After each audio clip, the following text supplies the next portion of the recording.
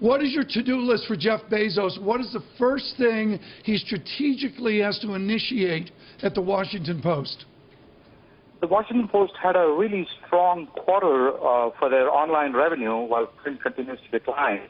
So hopefully Mr. Bezos will unchain its digital business from the legacy burden of a family-owned, family-run newspaper and allow it to become as big as it can be, because I think that is where the Post has shown incredible traction. How does the Washington Post or other mainstream media giants compete against the likes of Politico?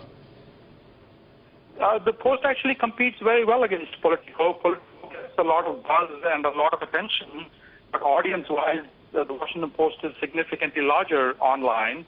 And I think what this does is it proves that there is no room for sentimentalism in the media business, but there's plenty of room for sentimental capital. Roger, does Jeff Bezos need to expand the readership beyond the policy wonks in Washington? I mean, the circulation at one point went from 800,000 to currently less than 400,000. It's, I think, in the middle 400s right now in print. People forget that the Washington Post in print has a single printing plant and is only sold in about 7 counties in the Washington area. So they do not actually sell the paper anywhere else. It's online, where about 80% of its audience comes from outside the Washington area, both from the U.S. and overseas. And I think there is significant room for expansion. Raju, talk to me about how the culture might change with this new ownership.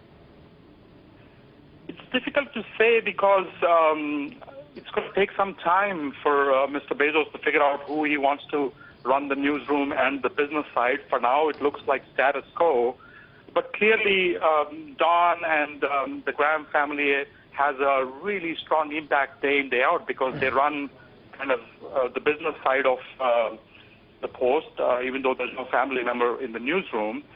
I think that's going to slowly change over time. And like I said, I think it's good to see up, especially the digital part, from kind of the legacy burden of a family-owned, family-run newspaper.